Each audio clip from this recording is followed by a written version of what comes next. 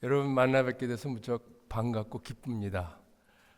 이건 그냥 인사치레로 한 얘기가 아니고요. 참 기쁩니다.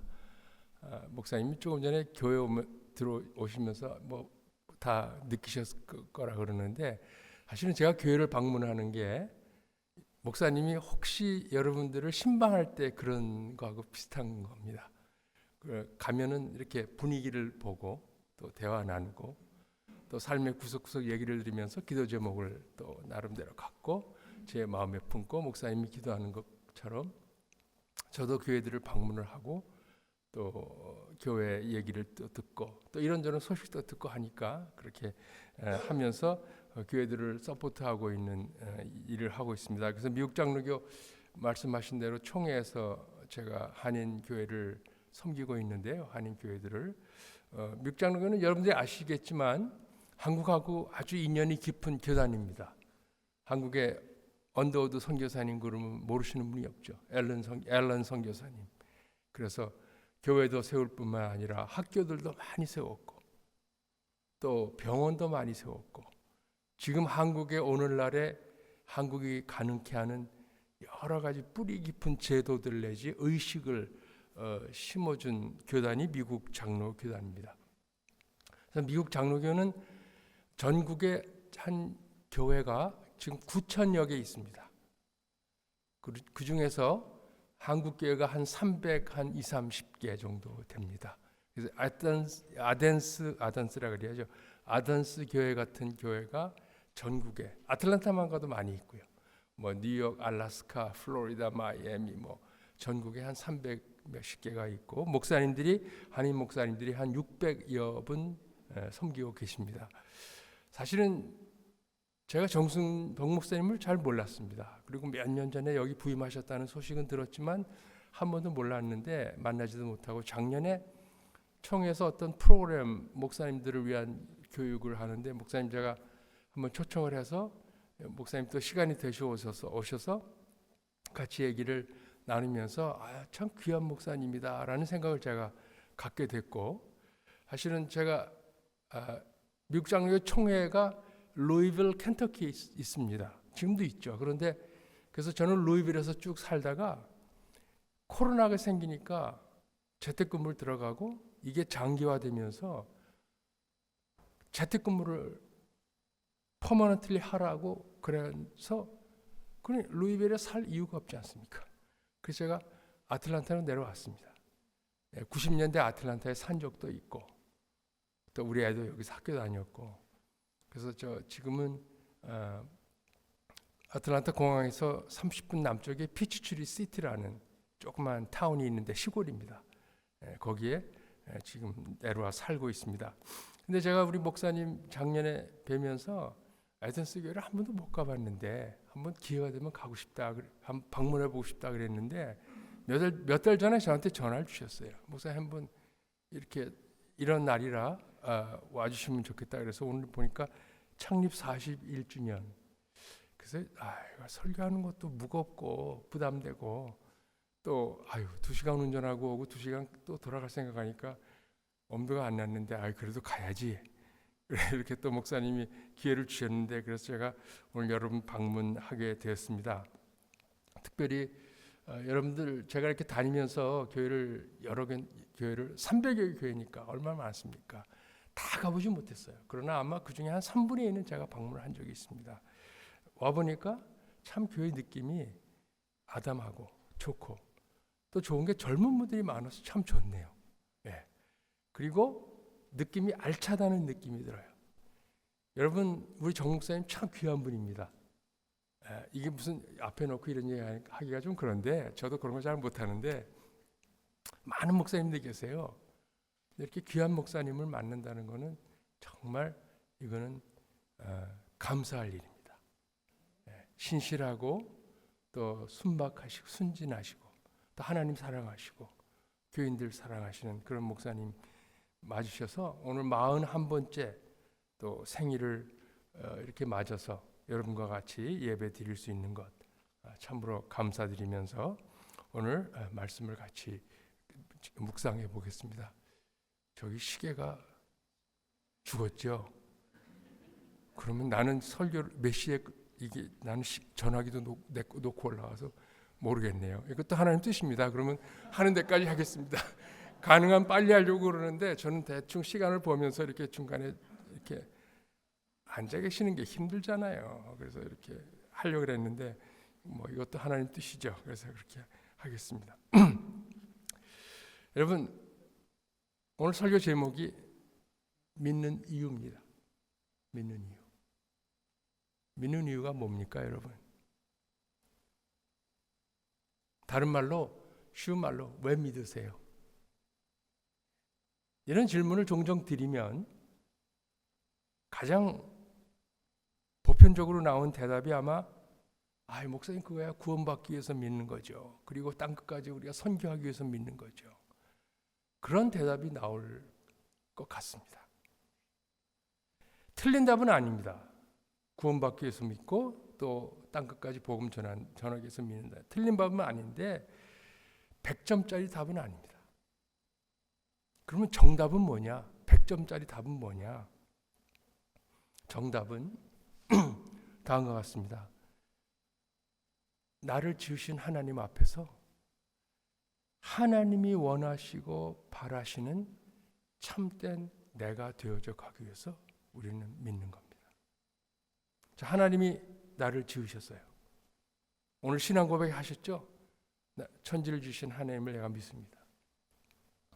근데 그 지으시고 하나님이 나를 그냥 내팽겨둔 게 아니고 놔둔 게 아니고 나를 지으신 하나님이 나를 향해서 바라시고 원하시는 기대하시는 모습이 있다는 거예요. 근데 그게 뭔지 모르겠어요. 근데 그것이 무엇인지를 알고 발견하고 그런 모습이 되어져 가기 위해서 우리는 신앙생활을 한다라는 말씀입니다. 오늘 이 말씀을 갖고 여러분과 같이 본문을 중심으로 생각해 보겠습니다. 오늘 저희들이 읽은 본문이 마태복음 5장 5절이죠. 간단합니다. 모르는 사람은 없습니다. 온유한 자는 복이 있나니 저들이 땅을 기업으로 받을 것이며 다 아는 겁니다. 먼저 여러분 온유하다 그러면은 얼핏 드는 생각이 뭡니까? 사람이 착하다, 조용하다, 얌전하다. 어떻게 보면은 좀 내성적이다. 뭐 이런 느낌이 들지 않습니까? 온유하다. 근데 오늘 본문에 진짜 성경이 말하는 원문이 말하는 온유의 의미는 이런 의미와는 아주 거리가 멉니다.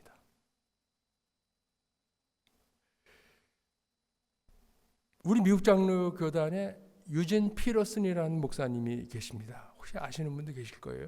돌아가셨어요, 몇 년 전에. 근데 그분이 공부하신 분야가 중동 지역의 문화와 언어를 이분이 공부하셨어요. 그래서 중동 지역의 다양한 문화와 언어를 통달하신 분이에요. 그래서 이분이 본인의 사명 가운데 목사로서 목회도 했지만 본인의 사명 가운데 하나가 내가 공부한 것으로 많은 현대인들이 성경을 너무 어려워하니까 현대인들이 쉽게 성경을 이해할 수 있도록 내가 성경을 한번 써야 되겠다. 현대인들의 감각에 맞게.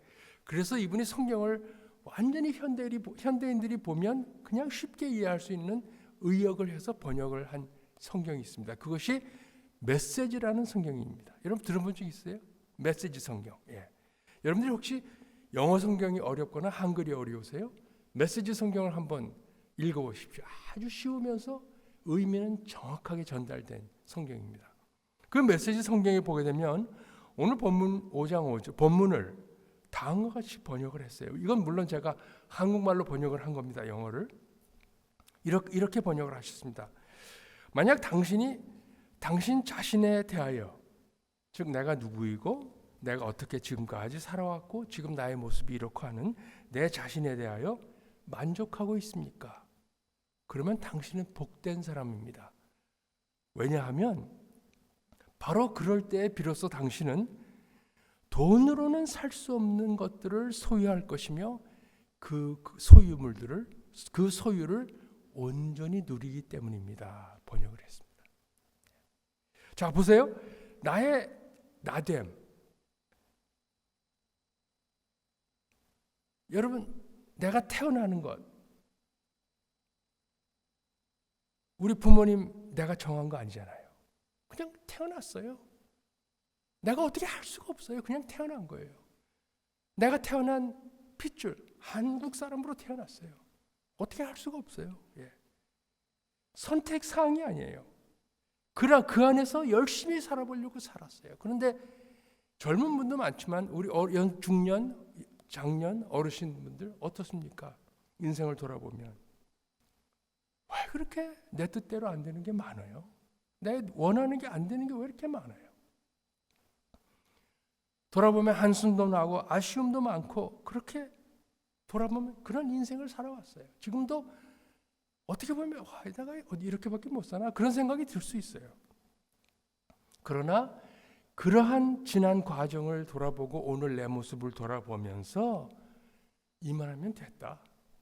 이만하면 참 족하다, 만족하다, 흡족하다, 감사한 생각이 드냐는 거예요. 그러면 복되다라는 겁니다. 복되다. 그러면 혹시 세상의 기준으로 볼 때는 좋다는 것 많이 못 가지고 누리지 못하고 지위도 없고 내가 기도 그렇게 했는데 응답도 못 받고 그런 게 많을지 모르겠지만 정말 중요한 것들을 가지게 된다는 겁니다. 내 삶을 돌아보면 만족하고 흡족해하고 감사한다면. 그래서 이 온유라는 의미는 내가 이루지 못한 거, 내 뜻대로 안 된 거, 바람대로 되지 않은 게 많이 있고 아쉬움이 묻어있는 인생이지만 내 인생을 깊이 생각해 보니까 참 좋다, 감사하다, 족하다 이런 생각이 든다라는 것이기 때문에 이 온유의 의미는 길들여진다는 의미가 있는 것입니다. 길들여진다. 누구에게? 하나님께. 하나님께 잘 길들여져 있다는 그런 의미가 있는 것입니다. 그래서 족하고 감사하고 찬양하게 된다는 얘기입니다. 제가 앞에서 말씀드린 대로 하나님께서 원하시는 바라시는 참된 내가 되어져 가기 위해서 믿는다 그랬는데 그러려면 우리는 제일 먼저 구원을 받아야 됩니다. 구원. 왜? 예수 그리스도가 믿어져야 그 뒤에 계신 하나님이 믿어지고요. 그 뒤에 계신 하나님이 믿어지면 하나님이 이 모든 것을 지으셨다. 그게 믿어지고 그러면 나도 지으셨겠구나. 그게 믿어지면 하나님이 나를 지으셨을 뿐만 아니라 나를 향해서 하나님이 사랑하시기 때문에 기대하고 바라는 바가 있다라는 것이 확신이 들게 됩니다. 네. 그래서 그러면 내가 남은 인생을 하나님이 원하시는 모습으로 내가 되어져야 가야 되겠다. 그런 마음의 결단과 어떤 마음의 다짐이 생기는 그게 바로 신앙의 출발점입니다. 근데 그것이 구원이 없이는 안 된다는 말씀입니다. 그래서 어떻게 보면 구원은 물론 구원받기 위해서 우리가 하나님 믿어요. 그러나 구원은 신앙의 아주 기초적인 첫 번째 단계지 구원이 신앙의 최종 목적은 아니라는 제가 말씀을 드리는 겁니다. 구원을 받고요. 구원을 받아야 하나님 믿어지니까 그 다음부터는 평생의 과정에 하나님 앞에 길들여지는 것 그것이 바로 하나님을 믿는 신앙의 모습이라는 것입니다. 그래서 길들임이 그만큼 중요합니다. 근데 여기서 길들임이라는 것은 어떤 강압적인 힘이나 엄격한 규율, 이거 하나님 이거 이대로 안 하면 하나님이 벌 내리실 것 같아. 무서워서라도 해야 될 것 같아. 그런 그 두려움에 의한 복종과 굴복이 아니라 그런 것에 길들여지는 것이 아니라 하나님의 사랑에 길들여지는 겁니다. 하나님의 나를 사랑하신다. 우리가 많이 듣고 배워서 압니다. 머리로. 근데 여러분 체험하십니까? 정말 체험하십니까? 그것을 체험할 때에 확신이 생깁니다. 그런데 거기에는 과정이 필요합니다. 하나님이 나를 사랑하신다는 거 그냥 설교 들어서는 이해가 안 되고요. 그것을 삶에서 체험하고 확신할 때에 과정을 거쳐서 확신이 이루어질 때에 하나님이 나를 사랑하시는구나.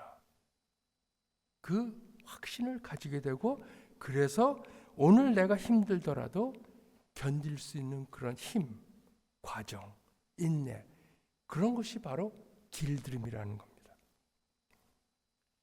한번 상상을 해보세요, 여러분들. 거친 야생마가 있어요.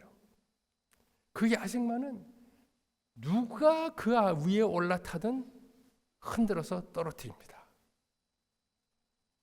그런데 그렇게 거친 야생마가 어느 날 아주 훌륭한 조련사를 만납니다.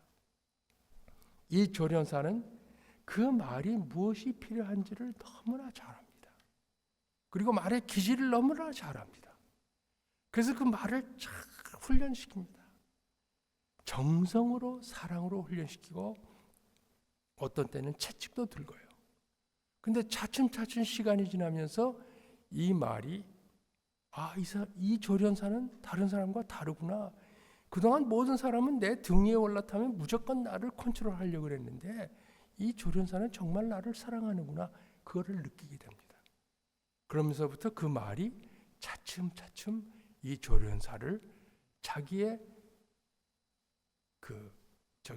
마스터로 알고 주인으로 알고 그 조련사의 가르침에 훈련되는 그런 과정을 말합니다.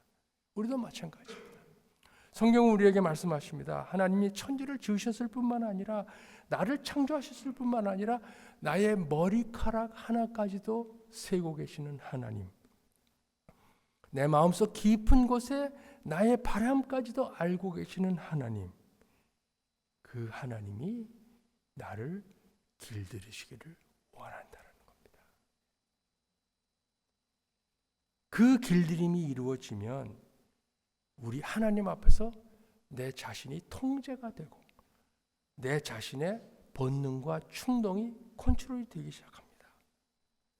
그러면서 하나님이 나를 사랑하는 것을 깨달으면서 그 하나님의 가르침에 내가 길들여져서 결국 삶에 관용이 있고 겸손이 흐르고 배려가 있고 사람들에게 친절해지고, 그래서 겉으로 보면 저 사람 순한 사람이야, 얌전한 사람이야, 잘하면 내가 주무를 것 같아, 내 마음대로 할 수 있을 것 같아. 천만의 말씀. 보기에만 그렇죠. 속에 심지가 굳고 담대하고 부정부리와 타협하지 않고 어려운 사람을 보면 정의, 자비심이 흘러넘치고, 바로 이런 사람들이 하나님께 길들여진 사람입니다. 그래서 하나님께 길들여진 사람은 세상의 삶의 방식으로 사는 데에는 아주 불편하고 부자연스럽고 어색합니다. 반면에 하나님 나라의 삶의 방식에는 아주 편안하고 익숙하고 자유롭습니다. 결국 온유한 사람은 세상이 두려워합니다. 저 사람 함부로 하면 안 되겠네. 돈이나 명예나 부정이나 이런 것에 넘어가지 않는다라는 것을 세상이 알게 됩니다. 그럴 때에 그런 사람들이 많은 세상이 밝은 세상이 되는 겁니다. 근데 오늘 본문에 보게 되면 이렇게 길들여지는 사람, 온유한 사람에게 하나님께서, 예수님의 말씀에 보면 하나님께서 보상을 주시겠다 그랬어요. 약속된 보상이 있어요. 그것이 뭐냐면 그 다음에 나오는 얘기죠. 땅을 기업으로 준다. 혹시 우리 가운데 부동산에 관심이 많은 분들은 이게 복음으로 들릴지 모르겠어요. 땅을 주신다고.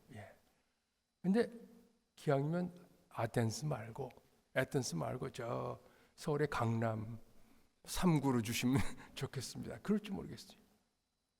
근데 보세요. 땅을 주신다 그러지 않았어요? 땅을 기업으로 주신다 그랬어요. 기업으로. 그럼 여기서 기업이라는 뜻이 뭘까요?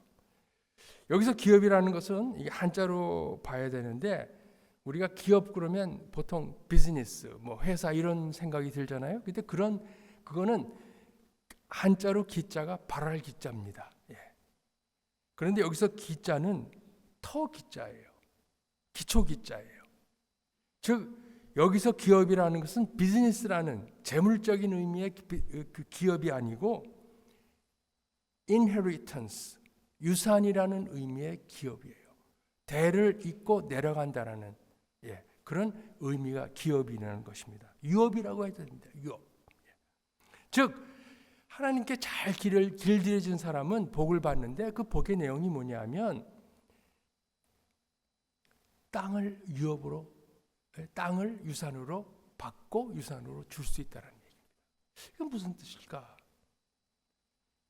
여러분, 여기서 땅이라는 것은, 땅을 기업으로 준다는 것은 죽음과 관련되어 있습니다.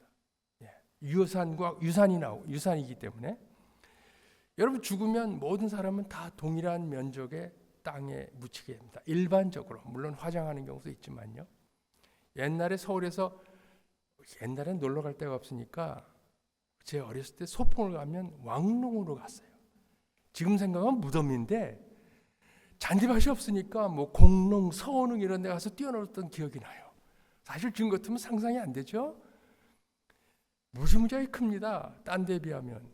그러나 막상 임금이나 왕비가 묻혀있는 면적은 늘 똑같습니다. 한 평입니다. 그렇죠? 죽으면 다 동일한 면적의 땅을 차지하고 눕습니다. 그런데 이렇게 죽은 후의 모습은 다 비슷비슷합니다. 그러나 그 죽음들은 그 인생에 살아왔던 인생의 궤적과 의미가 다 다릅니다. 겉으로 보면 다 무덤이죠. 그러나 그 살아왔던 인생을 하나하나 살펴보면 삶의 트래젝토리가 다르고 의미가 다릅니다. 특별히 그 인생이 다음 세대에 남기는 파장, 영향, 의미는 많이 다른 경우를 보게 됩니다. 그래서 여기서 땅을 유업으로, 기업으로 받는다는 의미는 하나님께 잘 길들여진 사람은 이 생을 살면서 하나님이 나에게 주시고자 하시는 생의 몫을 충만하게 살 수 있는 그런 복을 받는다라는 의미가 있는 것입니다. 전도서에 보게 되면 전도서에 분복이라는 단어가 많이 나옵니다. 분복, 나눠줄 분자에 복복자입니다. 하나님께서 우리에게 나누시는 복이 있다라는 거예요. 분복대로 살아라. 그런 의미가 나오죠. 그게 바로 하나님이 우리에게 주시고자 하시는 복입니다. 근데 우리는 하나님께서 우리에게 주시고자 하시는 생의 몫이 나눠주고자 하시는 복의 그 내용이 다 다릅니다. 우리의 출신에 따라서, 우리의 학력에 따라서, 배경에 따라서, 성격에 따라서, 외모에 따라서 다 다릅니다. 그래서 우리가 하나님께 길만 들여지면 우리가 하나님께서 주시고자 하시는 생의 복을 충만하게 누릴 수 있는 가능성이 대단히 높은데도 불구하고 우리는 뭘 바래요? 다 어떻게 하면 돈 많이 벌까? 나는 어떻게 하면 저 아파트 가질 수 있을까? 한국에서 말하면. 어떻게 하면 나는 한번 복권을 맞아볼까? 엉뚱한 생각들을 하지 않습니까? 길들여지지 않으면 그런 거예요. 근데 길들여지면 하나님께서는 다 우리에게 복을 주시고자 하시고 준비하고 계시기 때문에 그 복을 충만하게 받을 수 있고 그 복을 받고 살기 때문에 하나님을 믿는 것이 무엇인지를 삶으로 살아가면서 후손들에게 그것을 남겨주고 후손은 그것을 받아서 또 복되게 산다라는 그런 의미가 바로 땅을 기업으로 받는다는 의미입니다. 무엇을 먹을까 무엇을 마실까 마태복음 6장에 나오죠. 염려하지 말아라. 이런 것들 이방인들이 염려하는 그게 그냥 걱정하지 말라는 게 아닙니다. 하나님께 길들여지면 하나님께서 주시고자 하시는 복을 내가 100% 받을 수 있기 때문에 절대로 하나님께서 먹고 입는 문제에 대해서 너희들에게 문제를 주지 않는다라는 그런 의미가 있는 것입니다. 그리고 그렇게 삶은 사람은 복되기 때문에 그 후손들에게 그런 복을, 신앙의 복을, 삶의 복을 유산으로 남겨주고 사는 방식을 우리의 자식들이 배워서 다음 세대가 또 잘 산다는 겁니다. 그래서 이것은 너무너무 중요한 얘기입니다. 성경에 보게 되면 하나님께 길들여지지 못해서 자기에게 받을 복을 누리지 못한 사람들이 많이 나옵니다. 여러분 에서와 야곱의 스토리 아시죠? 팥죽 한 그릇에 장자권 팔아버리고 삼손은 어떻습니까? 어마어마한 하나님의 은혜를 입은 사람인데 타락하고 방탕해서 삼손 하나님이 그렇게 살기 원했습니까? 결국 나중에 하나님 앞에 갔지만 많은 문제를 일으키다 갔습니다. 지난주에 여러분들 우리가 한국 소식 듣고 다 놀랬죠? 다들 똑같을 거예요. 누가 또 유튜브에서 가짜 뉴스 만들었구나. 저도 그랬으니까요. 처음에 이거 가짜 뉴스. 얼마 전엔 누가 유튜브를 봤는데 조영남이가 죽었대요. 그래서 진짜인 줄 알았어요. 그래갖고 찾아봤더니 멀쩡하더라고요. 이야, 유튜브에 별게 다 떠요. 그래서 저는 가짜인 줄 알았어요. 하나님이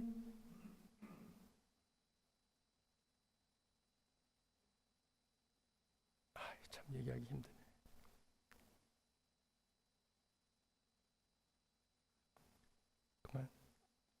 그만 그 얘기는 안 하겠습니다. 하나님께 길들여진 사람은 자기의 충동과 탐욕에 이끌려 사는데 익숙하고 하나님의 방식에 사는데 부자연스럽습니다. 그러나 하나님께 길들여진 사람은 절제가 되고 통제가 되고 남을 배려하고 이러기 때문에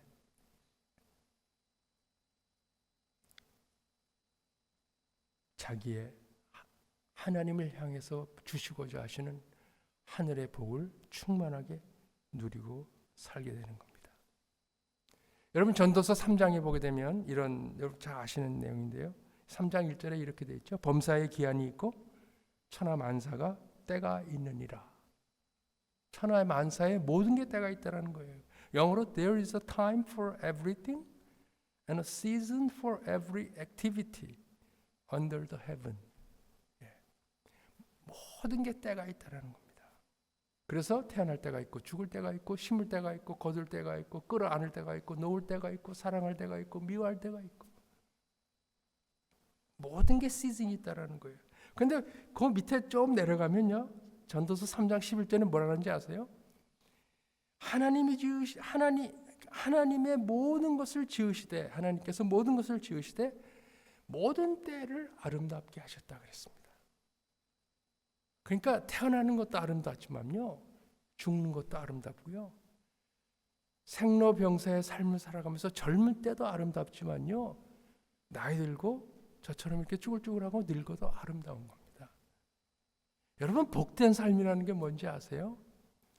나이가 70, 80이 돼서도요. 젊은 시절 아쉬워하고 그리워하고 내가 10년만 젊었으면 뭐 했을 텐데 이런 얘기 하지 않고 하나님 부족한 점이 많고 아쉬움이 많지만 참 좋네요. 감사합니다. 하나님 앞에 설 준비가 하는 것이 제 남은 일입니다. 그런 기도를 할 수 있는 게 아름다운 겁니다. 전 아테네스 교회 와보니까 목사님한테도 얼핏 얘기 다 제가 들었어요. 이게 학생들 타운이다 보니까 사실은 저도 총회 오기 전에는 제가 랄리, 노스캐롤라이나에서 목회를 했습니다. 그래서 거기 NC 스테이트, 듀크하고 채플 힐이 있어가지고 그 학생들이 많이 있어서 제가 그 조금 컨텍스트를 아는데 젊은 분들이 많잖아요. 여러분 젊다라는 게 뭐가 장점인지 아세요? 젊다라는 장점이 물론 지금 놀고 재밌죠. 저도 젊은 시절에 많이 놀았거든요. 나쁜 의미에 노는 게 아니고 좋았어요. 잘 놀았는데 젊다라는 건요. 앞으로 하나님 앞에 길들여질 시간이 많이 남았다는 거. 일반적으로 대부분의 경우에 길들여질 시간이 오래 남아있다는 게 참 좋은 겁니다. 여러분 일찍 길들여지면 길들여질수록 여러분의 삶이 복되고 여러분들의 후손들이 복될 겁니다. 아멘.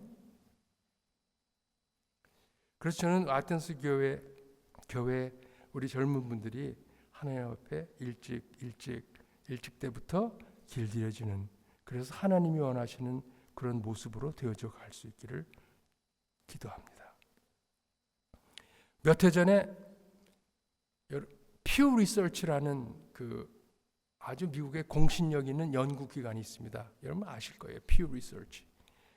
거기서 전 세계 17개 나라의 선진국을 대상으로 조사를 한 게 발표가 된 적이 있습니다.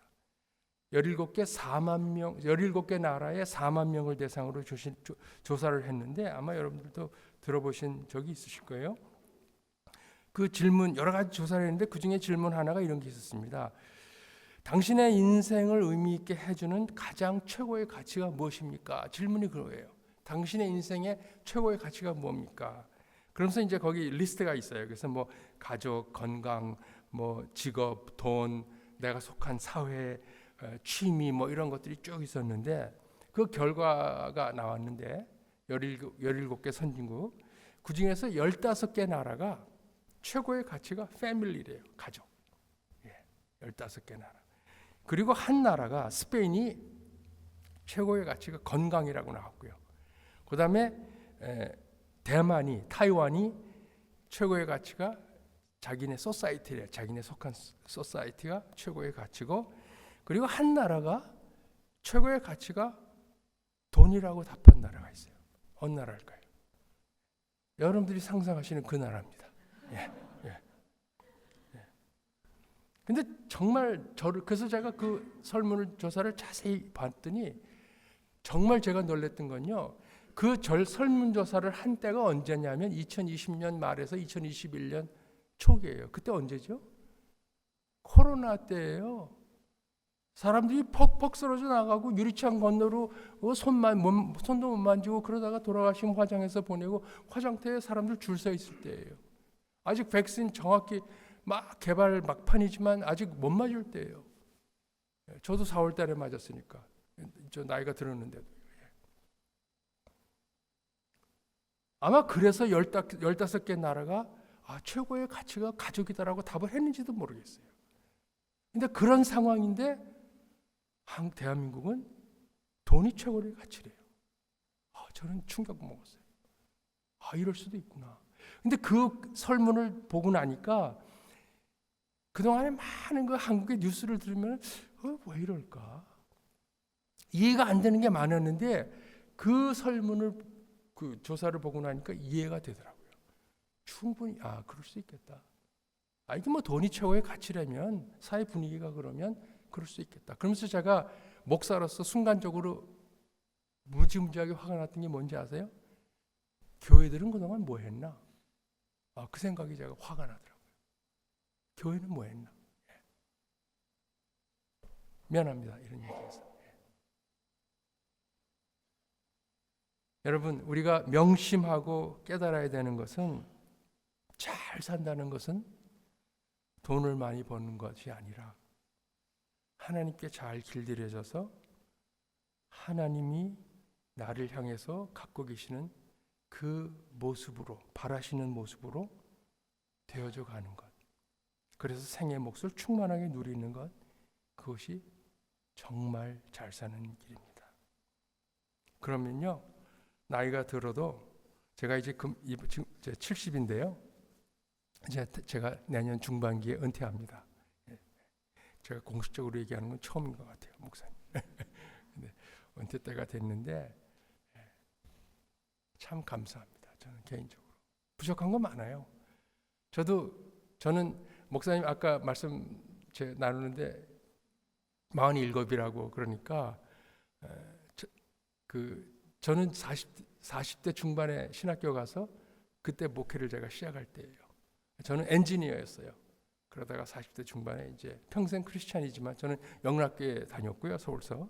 근데 이제 그때 생각이 나면서 참 좋을 때다 그런 생각하면서 마음속에 제 목회 시작할 때 생각이 나서 기도가 났는데 돌아보면 아쉬움도 많아요. 뭐 기도 열심히 했지만 기도 응답 못 받은 것도 많고요. 그러나 참 감사한 생각이 제가 많이 듭니다. 이제 은퇴를 하면서. 여러분, 오늘 대강절 둘째 주일입니다. 예수님의 오심을 기다리는 두 번째 주일인데, 여러분 예수님의 오심, 우리가 성탄절 그러면 되게 뭐 선물 주고받고 뭐 캐롤 듣고 뭐 그건 하는 거죠. 그런데 한번 곰곰이 생각해 보세요. 예수님이 이 땅에 오신 이유가 뭘까? 왜 오셨을까? 예수님이 이 땅에 오셔서 30여 년을 사시다가 이제 4월 달쯤 되면 부활절에 십자가에 돌아가시는 그런 우리가 날을 맞잖아요. 예수님의 그 짧은 생애는 한 연약한 인간이 태어나서 하나님께 길들여지는 것이 무엇인지를, 또 하나님이 원하시는 우리를 향해서 원하시는 바를 이룬다는 것이 무엇인지를 보여주는 아주 귀한 모델입니다. 당시에는 예수님이 십자가에 달릴 때 사람들이 그랬어요. 뭐 저 기적도 일으키던 저 양반이 왜 저기에 달려 있어? 내려오지 못하고 비참하게 다시 가셨잖아요. 그러나 그는 하나님이 예수님을 향하신, 물론 하나님이시지만 아들로 오신 그 인간 예수를 향하신 하나님의 뜻을 이 땅에서 이루고 가셨다라는 것이 바로 우리가 따라가야 되는 모델이라는 겁니다. 그래서 예수님의 탄생이 중요한 겁니다. 물론 추리하고 음악 듣고 뭐 선물 주고 좋아요. 또 뭐 크리스마스 때는 가족들끼리 와인도 한잔 할 수 있죠. 예, 저는 뭐 그런 거 전혀 문제가 아니라고 생각합니다. 저도 우리 애들하고 크리스마스 때 와인 하니까요. That's okay. 신앙의 본질은 그게 아니에요. 신앙의 본질은 정말 예수님이 왜 오셨는가? 나도 예수님처럼 살겠다. 나를 향하신 하나님의 뜻을 내가 이 짧은 인생을 살면서 내가 이루기를 원한다. 하나님 원하시는 모습을 내가 이루어 보겠다. 그것을 따라가고 다짐하고 노력하는 것이 바로 신앙입니다. 여러분, 아무리 돈이 많아도, 장수를 해도, 명예를 누려도 하나님께 길들여지지 못하고 온유한 사람이 못 되고 하나님이 원하시는 모습으로 되어지 못하면요, 우리는 의미 있는 삶을 살았다라고 얘기하기 어렵습니다. 41년 전 몇 분의, 아까 장로님 기도대로 몇 분의 믿음의 조상들이, 선배들이 이 제단을 세웠습니다. 여러분, 몇 년 신앙생활을 하셨습니까? 10년, 20년, 30년, 아니면 평생? 지금까지 얼마나 길들여졌습니까? 길들여지지 못했으면 여러분 그냥 30년 성탄절 맞은 게 끝이에요. 10년 성탄절 반복한 것뿐입니다. 지금부터라도 하나님 앞에 길들여진다면 여러분들은 하나님이 주시고자 하시는 이 땅에서의 복을 충만하게 누리시고 자녀 세대에게 남겨주고, 그리고 여러분들은 하나님 앞에 설 때에 하나님이 원하시는 모습으로 되어서 하나님 앞에 감사와 찬양을 드리며 하나님을 만나실 수 있을 것입니다. 오늘 아테네스 교회 41주년을 감사드리면서 우리 교회에 속한 모든 성도님들의 삶이 이제는 하나님 앞에서 왜 믿는가를 다짐하면서 되돌아보면서 하나님 원하시는 모습으로 되어져가는 우리 모두가 될 수 있기를 예수님의 이름으로 축원드립니다.